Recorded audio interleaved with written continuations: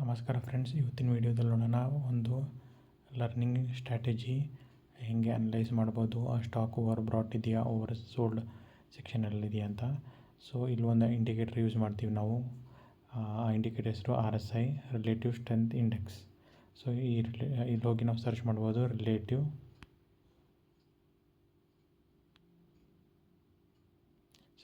Strength index ಅನ್ನೋ ಒಂದು indicator ನಾನಿಲ್ಲಿ ಆ್ಯಡ್ ಮಾಡಿದ್ದೀನಿ.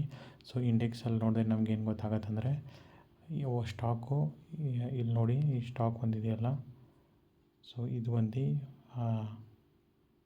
30 ಕೆಳಗಡೆ ಇದ್ದರೆ ಇದು ಒಂದು ಓವರ್ ಸೋಲ್ಡ್ ಅನ್ನೋದು ಒಂದು ಒಪಿನಿಯನ್.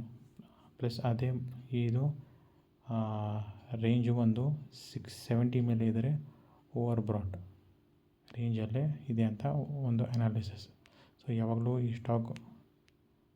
ಸ್ಟಾಕು 70 ಮೇಲೆ ಇದ್ದರೆ ಓವರ್ ಬ್ರಾಟ್ ಅನ್ಬೋದು, 30 ಕೆಳಗಡೆ ಇದ್ದರೆ ಓವರ್ ಸೋಲ್ಡ್ ಅನ್ಬೋದು. ಸೊ ಯಾವಾಗಲೂ ಈ ಸ್ಟಾಕು 30 ಕೆಳಗಡೆ ಬಂದರೆ ಇಮಿಡಿಯೇಟ್ ಬೈಯಿಂಗನ್ನು ನೋಡ್ಬೋದು.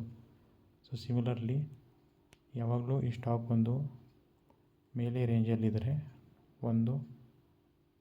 ನಾವು ಇಮಿಡಿಯೇಟ್ ಓವರ್ ಸೋಲ್ಡ್ ಅನ್ನೋ ಒಂದು ಅನಾಲಿಸಿಸ್ ಮಾಡ್ಬೋದು. ಸೊ ಇವಾಗ ಇದಿರೋದು ವೀಕ್ಲಿ ಟೈಮ್ ಫ್ರೇಮ್. ಸೊ ಆ ಥರ ನೀವು ಬೇರೆ ಟೈಮ್ ಫ್ರೇಮಲ್ಲೂ ನೋಡ್ಬೋದು. ಸೊ ಇವಾಗ ನೋಡಿ, ಇದು ಒಂದು ರೇಂಜಲ್ಲಿದೆ.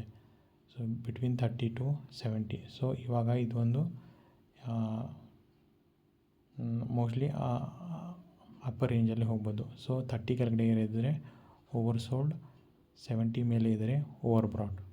ಸೊ ಇದನ್ನು ಒಂದು ರೆಫರೆನ್ಸ್ ಥರ ಇಟ್ಕೊಂಡು ನಾವೊಂದು ಸ್ಟಾಕನ್ನು ವಾಚ್ ಲಿಸ್ಟಲ್ಲಿ ಇಟ್ಕೊಂಡು ಬೈ ಮಾಡ್ಕೊಬೋದು. ಇದೊಂದು ಎಜುಕೇಷ್ನಲ್ ವೀಡಿಯೋ ಫ್ರೆಂಡ್ಸ್. ನಾನು ಯಾರೂ ಸೆಬಿ ರಿಜಿಸ್ಟರ್ಡ್ ಇಲ್ಲ. ವಿಡಿಯೋನು ಇಷ್ಟ ಆದರೆ ಲೈಕ್ ಮಾಡಿ, ಸಬ್ಸ್ಕ್ರೈಬ್ ಮಾಡಿ. Thank you.